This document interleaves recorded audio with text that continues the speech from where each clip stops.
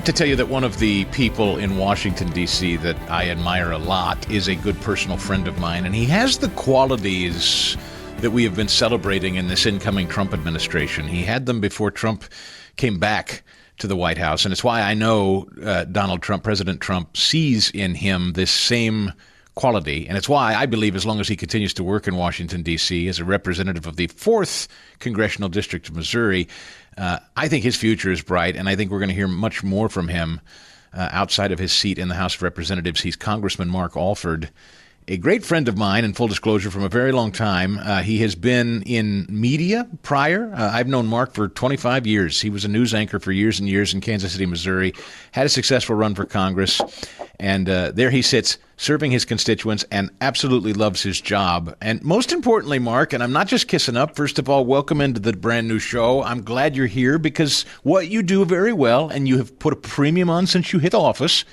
is communicating regularly with your constituents. Good morning, my friend. Well, good morning. I feel like I'm not worthy of that great introduction, but thank you, Chris. And it's not me. Look, God and the voters got me here, and my wife, who was so gracious to, after we'd been in the media for 35 years, to say, hey, if you are not going to do this, I don't know who could do a better job in representing the 4th District. And so thank you, voters. Thank you, God, and thank you, Leslie. And I'm just thrilled to start my second term. We have on our first term, we were on the Armed Services Committee, the Agriculture Committee, and Small Business, and now I'm on the Appropriations Committee, where we have a direct input and influence in the funding of our federal government, reducing waste, abuse, and fraud, and making sure that our tax dollars are spent wisely for the American people. Then let me dive right into this, Congressman. I've got lots to ask you about, but of course the big news here over the last 24 hours, media's been running around just panicked with their head on fire, suggesting that people aren't getting their Medicaid checks and they aren't getting their Medicare checks, and there was a system shut down and Trump's causing chaos. And so what are you hearing from your constituents? Has there been chaos because Trump said, let's freeze federal grants and spending for a second until we can take a look at what's going out the door? What are you hearing from constituents? Well, yes, people are confused, they're concerned, they're scared, they're living in fear. The world is coming to an end. Chris, that's not the case. Office of Management and Budget put out a memo yesterday and then cleaned it up with an additional memo, which I think should have been part of the original one. But the freeze on the grant programs does not affect any individual receiving any aid from the federal government. It does not include the SNAP programs. It does not include Social Security, Medicare, nor Medicaid. This is temporal. This is simply a temporary pause on spending from these agencies so we can get a handle on if diversity, equity, inclusion, if woke policies are included in some of these grants. Let me give you one example. Have you ever heard of PEPFAR? The government loves to make short little names for these long agencies, but the President's Emergency Plan for AIDS, which was instituted many decades ago to help fight AIDS, $110 billion has been spent globally fighting HIV and AIDS. They've saved 26 million lives.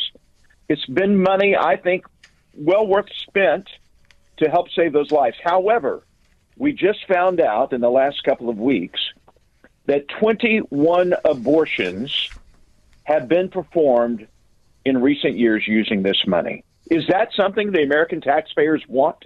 No, it's a violation of the Hatch Act. It is a violation of everything that we stand for as Americans, to have our taxpayer dollars going halfway around the world, ostensibly to help save lives from AIDS, and instead exterminating life.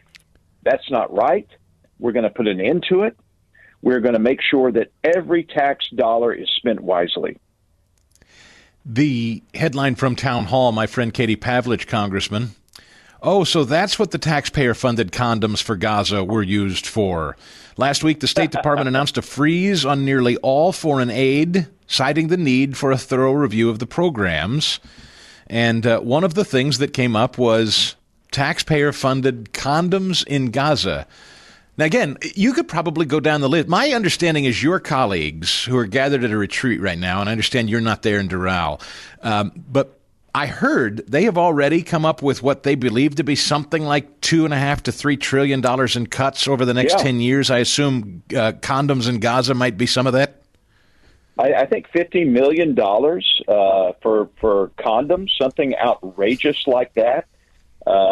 Look, I know when when the IDF hit Sinwar, that's pretty much where the rubber meets the road. But not in that aspect of supplying $50 million worth of condoms to the folks in Gaza. I see what you did there. Rubber meets the road, by the way, Congressman. Yes, I see what you did there. Very nice. Had to sneak that one in. But that is not a wise use of money for the American taxpayers. We do have programs, the USAID program. I was just over in the Middle East. I went to Jordan. I went to Egypt, met with all the leaders there. Went to Israel, met with Netanyahu. Part of a fact-finding trip regarding Gaza and the ongoing war there. But we saw programs. We spend $3 million a year helping Egypt, which is an ally of ours, in these pumps that pump out groundwater under some temples there in this huge complex along the Nile River to make sure that these antiquities don't sink into the ground and are lost forever. Is that worth it? Now, some in our district would say, no. Why are we spending any money for people when we can't secure our border and we can't take care of our own people? I get that. But these investments, wise investments that we make for our allies around the world, help foster relationships with these countries so that when we need them, they are there for us. And I think some of these investments are good, but we've got to go through each of these, and that's why I'm going to do on the Appropriations Committee. I'm on the subcommittee that oversees the embassies, oversees the USAID, and we're going to make sure that the programs that we fund are wise and proper, and we're not buying condoms for people in Gaza. Congressman, I know you well. You have been very candid. You're blunt and open about your colleagues. Where you can find agreement, you try. You are a very, very intentional guy about your relationships. You don't believe every Democrat's a bad person just because they call themselves a Democrat. I know that about you. But the stories have been that Democrats just can't figure out, they can't find their voice right now. They're totally off kilter. They don't exactly know what to do. So they've kind of fallen silent because they know the American people are with the Trump agenda. They see all this waste, the fraud, the abuse, the illegal border crossings. They want something done, this swift action. So when your colleagues are jumping up and down screaming, oh, people aren't going to get their Medicaid checks or whatever, it's like is it falling on deaf ears? Is this just desperation? They're throwing anything at the wall to stick right now.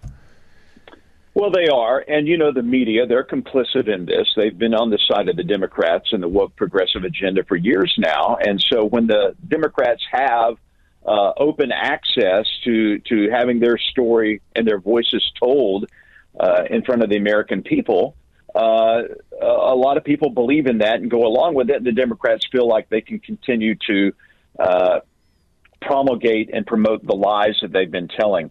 But the American people, Chris, as you know, because of shows like yours and alternative media and the Internet and the access to information that I did not have as a child, we had three networks, CBS, ABC, and NBC, and that was it. But now people are getting information, and it's not being censored as much as it was under the Biden administration. And we still have to make some inroads in that. But my point is that people are waking up. They realize that the emperor has no clothes, that Biden was not really in charge of the White House when he was president, that someone else was running the country and running it into the ground. And now Democrats have nothing left to stand on except crying bloody murder and that the sky is falling. And people they realize that it's not true. They realize that Trump has a plan and the American people at the center of that plan, and he is going to turn things around, and that this truly is going to be the golden age or golden era of America. I'm confident in that. I opened with this, and I mean it. It's just true. It's not kissing up. You're great at communicating. I mean, you come from the communications background. It is clear to me that Trump, in almost every case, without exception, in every critical role, all of them share one thing in common. Beyond, their determination to carry out the agenda, they can communicate it with laser focus and go toe-to-toe with the jackals in the media. Have you noticed that? I tell you, he has some excellent people doing that right now. Just look at the press secretary yesterday in the White House with no notes, no binder, just taking, she's 27 years old, taking on some of these big names in the media who are attacking her, attacking the administration in ways they did not attack Biden. They did not attack Obama. But that's okay. She was just up there telling the truth.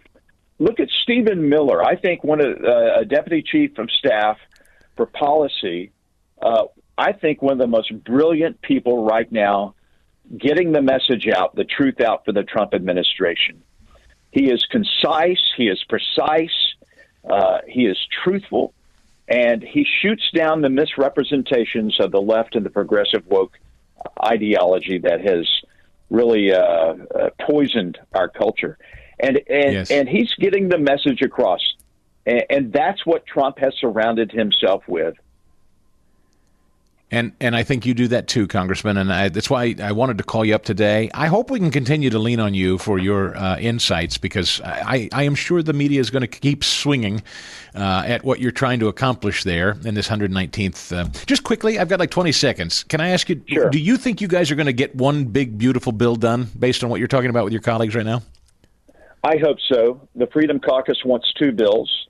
They are willing to do a debt ceiling increase. We made a deal in our conference with President Trump to get that done and reduce spending at the same time. I am confident that we will get this done, and it will be before the end of the second quarter. We are up against a tight timeline, though. We still have a continuing resolution over our head for the 2025 spending that expires March 14th. We haven't passed a farm bill. We have to work on the 2026 budget when we get back. A lot of work to do. Nose to the grindstone. Let's get it done for the American people under the leadership of Donald J. Trump. Mark Alford represents the 4th District of Missouri. Grateful for your time, Congressman. Thank you. Come back and see us real soon.